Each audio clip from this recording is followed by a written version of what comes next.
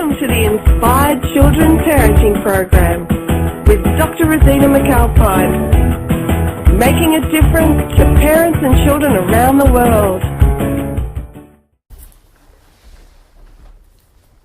Hello, Dr. Rosina, and welcome back to another episode of Interviews with Parenting Experts. Today I'm talking with Mitzi Weinman from Timefinder, and you can find her at timefinder.net. Today we're going to be talking about that all-encompassing thing of trying to make sure we can have enough time in the day and make sure that we're, achieving all of our goals. Mitzi's going to be helping us with organising and planning and setting goals and achieving the outcomes that we want to. So first of all, welcome to the show. Thank you. I'm glad to be here.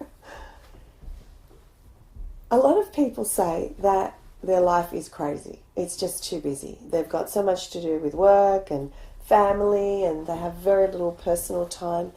And one of the things that I think people tend to do is they get so busy that they don't have time for the important things. What would you suggest that how people can make sure that they can focus on those important things in life that they want to achieve? Okay, and focusing on the important things is really a matter of identifying what's important. There's this, I don't want to get into the whole story about this time management guru who was teaching at a college, and he had this bowl, and he put these big rocks in to the top, and he asked the students if it was full, and they said, yes, it's full, but then he put pebbles in, asked if it's full, and they realized it wasn't full, put sand in up to the top, asked if it was full, they said it wasn't full, then he took water, put it all in, and up to the brim, and they asked if it was full, and they said, yes, it is full, and he said, yes, you're right, it is full, what's the point? And most of the students thought that the point was that you could keep adding more and more things to your day when you use the metaphor that it had to do with time. And he said, no, that's not the point. The point is that if you don't put your big rocks in, then you will not have time for those big rocks. So the big rocks are really your priorities, the things that are important to your life. And so you have to identify what those things are. I had a client one time who identified himself and his health. He was a bank president as really the number one priority. The next thing was his family, and then the third was his work. I asked him why his health was so important, and he said, because if I'm not healthy, then I can't take care of my family. And so you have to be able to start to identify those important things in your life and making sure that those are your big rocks and that you put those things in first. So if you want to take a vacation, you look at your calendar and you start blocking out that time. If it's spending more time with family and friends, then you need to make sure you're blocking out time to do that and really, really sticking with that plan. But identify what your priorities are. If it's to be financially healthy, that's a priority too. So you have to be able to identify what those things are. I think a lot of people have the intention to do that, but then they say, I don't have time. I don't have time to sit down because I'm so busy. So how would you suggest that someone starts? Like, I know if you filled up your life and you're just busy doing the day-to-day things, how can you start? Where do you start? Well, the reality is you have to start in your head and saying that it's really important to do it.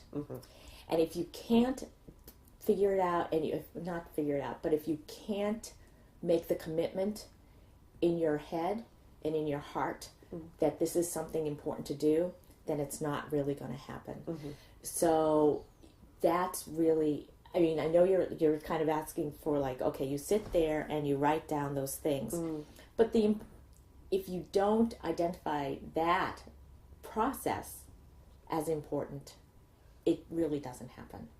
So just like if you want to lose weight, you have to really be committed to doing that. And you can't be just committed by saying, I'm going to do a diet or whatever. Your commitment really has to come from your head first and your heart as well.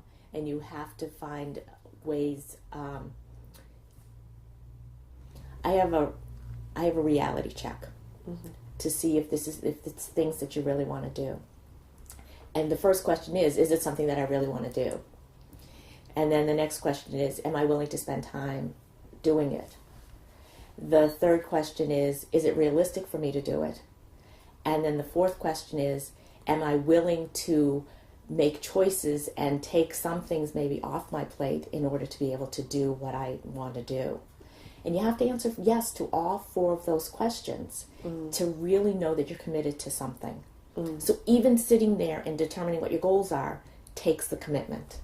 That makes so much sense, and I think a lot of people don't take the opportunity to do that early enough, and that tends to happen when they're either sick or really stressed and things are not working or something breaks down. So if that's you, take the chance right now to ask those questions and to really start the process of changing your life in a way so that you don't end up having a crisis and having to use a crisis as a crutch to make a difference.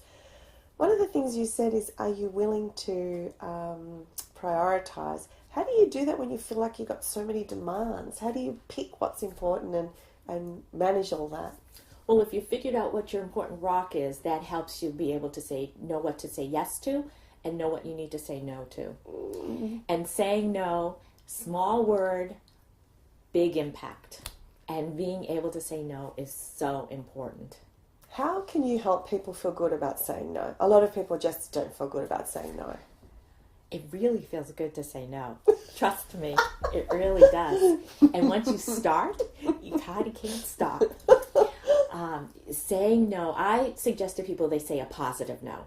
And a positive no is not going up to somebody and saying, no, I can't be on your committee.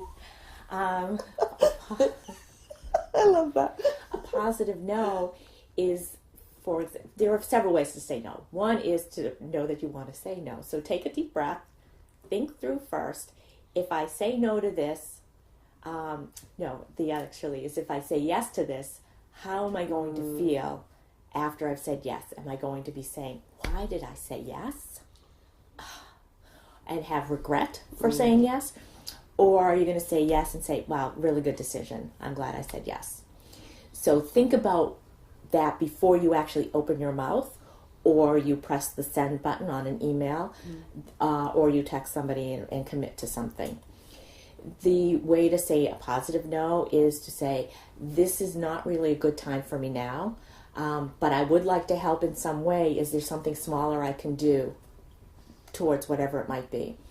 Another way is to say, this is not a good time for me now, but I know somebody who is really much better at this than I am, and maybe you want to be in touch with them.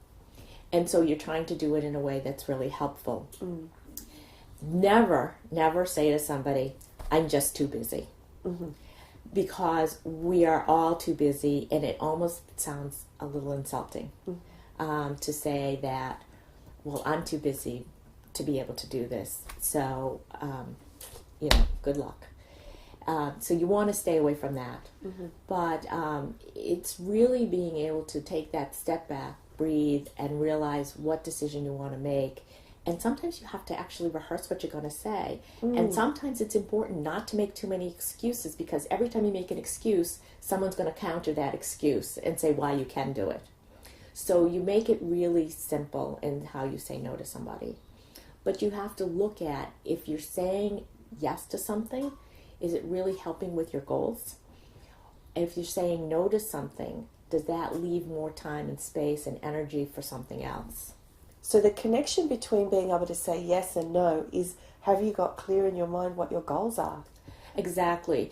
And I've actually, when I've worked with clients, I've suggested that if they've got too many commitments, that they look at what those commitments are. It could be committees, it could be, working with the school, it could be with religious groups, doing, being part of committees as well, to really take a look and ask, why are you doing this? Is it something that you have passion for?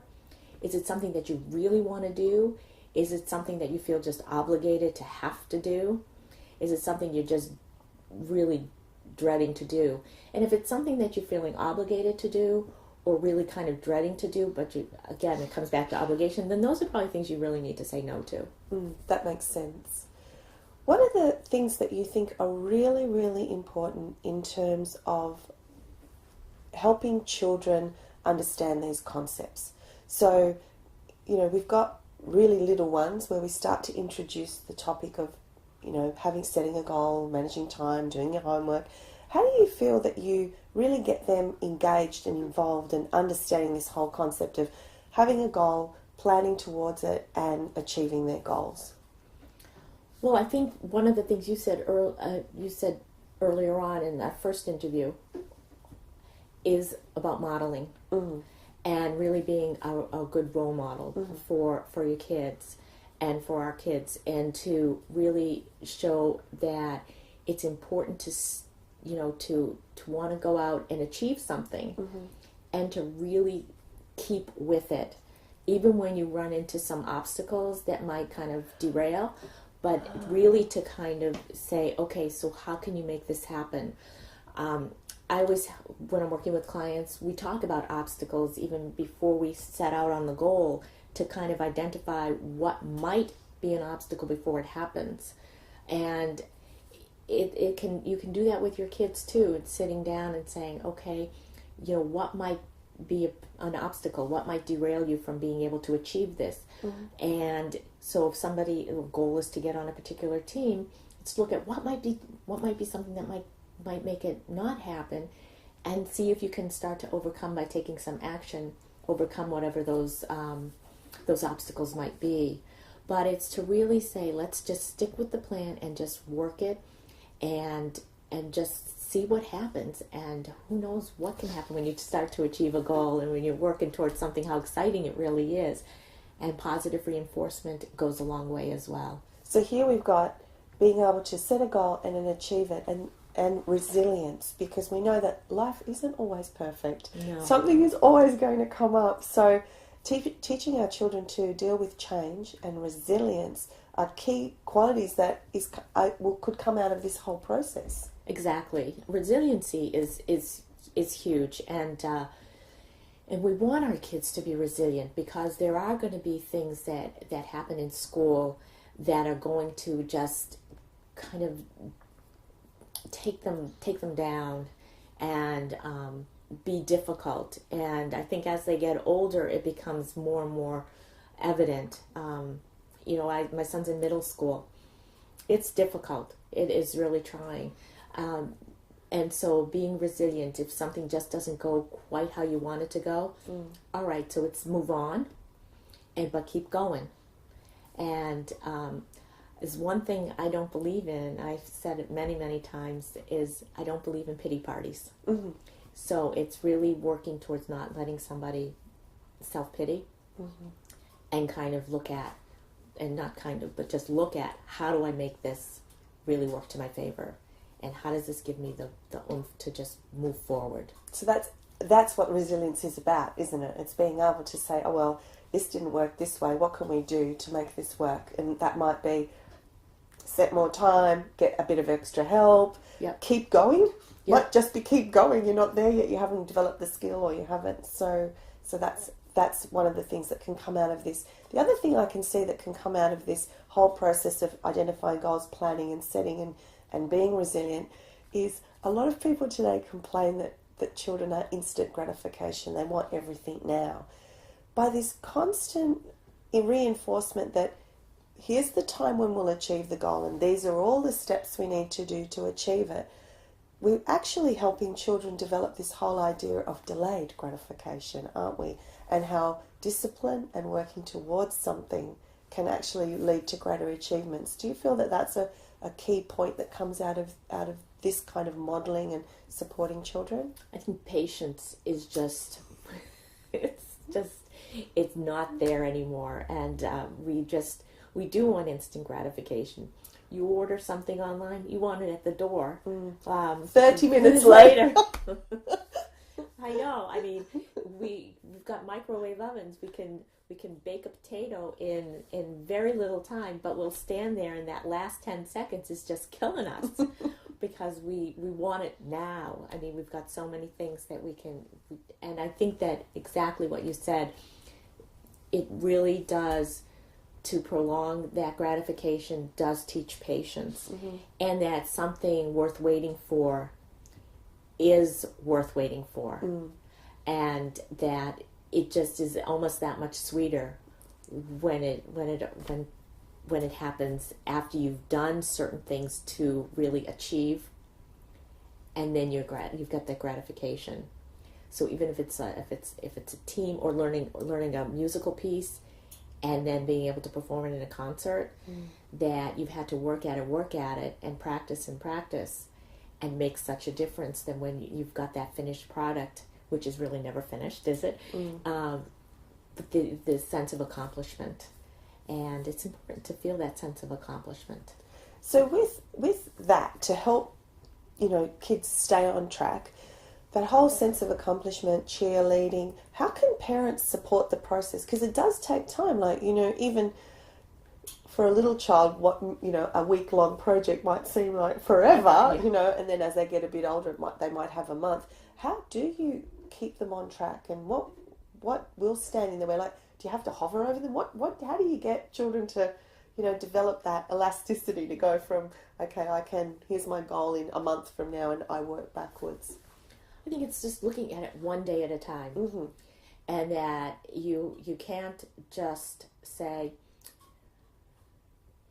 you have to take it A, B, C. You can't go from A to D to G to M, and it's really looking at and showing the child that we just do one day at a time, and what it means to just do today is what we do, and then we get to tomorrow. Tomorrow is what we do. And then the next day, and the next day. So it's kind of trying to keep it in small bites. I don't know where this saying came from, but inch by inch, everything is a cinch. Yard by yard, everything is hard. So by doing things in small inches and small bites, and that you can, whether you're checking something off because you've gotten it done, I check things off in red. I don't know, it goes back to my elementary school days, but I think it's so important to be able to check things off as done.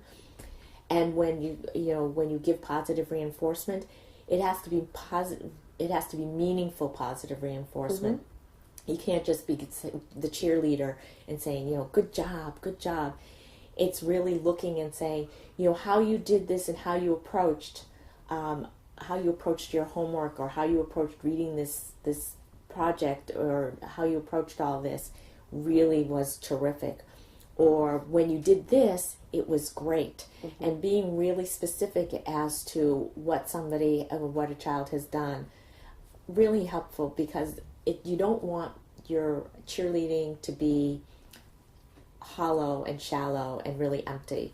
It really needs to serve a purpose to reinforce, but it also needs to be genuine and authentic. So it's all about the process. I remember when Cameron was really young, I started a project with him. It was a whole family project where we had a huge tub of Lego, and I said, we're going to start a project together, and what we're going to do is on this table we are going to put every single bit of that Lego into a project, and we're going to build and build and build. And that took us about a month because there were thousands of pieces, and he's just a little guy. And what we did was every night I made it a family project, because I thought if we don't model it, he's just never going to, like, at first it was very exciting, but 2 or 3 days in, it's like, I'd rather do something else. And little by little I was trying to reinforce the process, is exactly what you were saying, not just, wow, good job, you did a great job, let's go, but I was saying, Cameron, have you noticed that because we're all working together on this, it's going very fast? And have you noticed that today you don't feel like doing it, but Mummy and Daddy are going to do it anyway, because if we don't, the project's not going to go any further. And I know you want to keep going right now, but now's time for bed, so we have to stop this project, but we get a chance to do it again tomorrow night. And I think it's that process. Is that what you were talking about? That process to reinforce. To reinforce that's what's in, rather than good job, that's great, good job, rather than just that kind of, well, what does that mean? But you have the buy-in too, but you were part of that process, so that was so important to him, I'm sure, to have Mommy and Daddy working on this as well, and it wasn't just Cameron just isolated all by himself trying to do this. So that's great. So that's linking that to this time organisation, management, planning. If we can do that as families, we're giving that same skill to our kids. Absolutely, absolutely. And the more our kids see what we do and how we go about doing our planning. If our kids see us always in a frenzy, always running around, always kind of crazed, we are not setting a good example. And we are almost forcing them. I think sometimes what can happen is that a child will resist so much and try to slow down, and then we can get like really more impatient with, come on, we gotta go, and they just kind of want to counter what we're trying to get done, because we're just kind of going in so many different directions and being pulled in so many ways, and we actually do have the ability to power down, and we need to make those choices, and they are choices that we can make. Sometimes I'll have someone say, "Oh, so I have to make a trade-off," and I'd say it's not a trade-off. Trade-off is really such a negative. It's a negative word. If you look at what you're doing as a choice, then you're taking it's positive.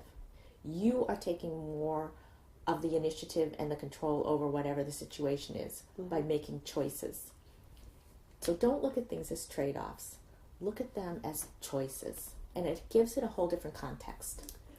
I was wondering if you wouldn't mind at this point in time giving us just a little summary of how a family could go about, just what would be the steps that they would do right now if they wanted to instigate a little more control, a little more balance in their home. So what would be just quickly going through the steps of how they could start and what they might do. All right, so a family should start by sitting down and identifying what might be some of those things they want to start to include in their calendar. And it could be that it's once a month on a weekend to go to a movie, or it could be to do some sort of field trip someplace where they're not necessarily in a dark theater and can't talk to each other, but to kind of identify what some of those things might be, and actually start to take that calendar and block it in and put it in there. And that's really a part of being able to make your choices of what it is that would be helpful to your family and to create that balance, and really then stick with it. Part of it is being consistent in what you develop as far as your routines, and as far as what you develop when you're starting to block those times out, that those are precious times for you and your family, and you don't gotta give them away.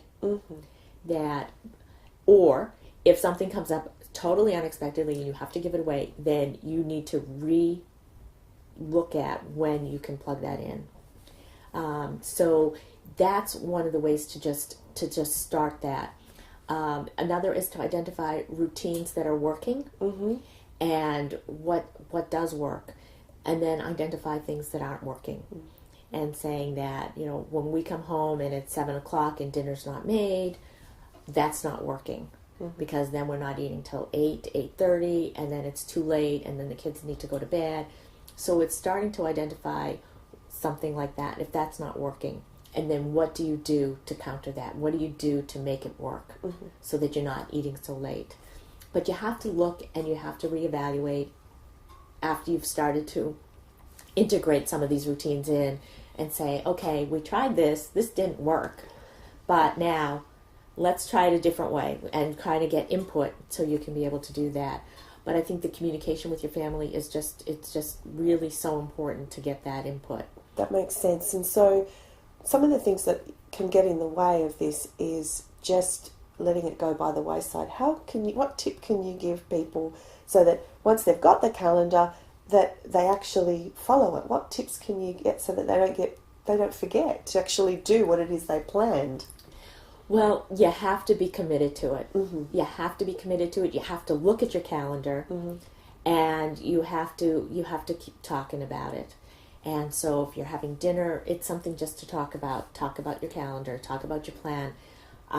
There's so many benefits. We could get into a whole topic about the benefits of having family meals together, and how communication thrives when you have your family meals. But that's a time to be talking about what's going on. And one of the things that can be helpful is that you have a partner in doing that. It's to have somebody who's supporting you through the process, that you're keeping each other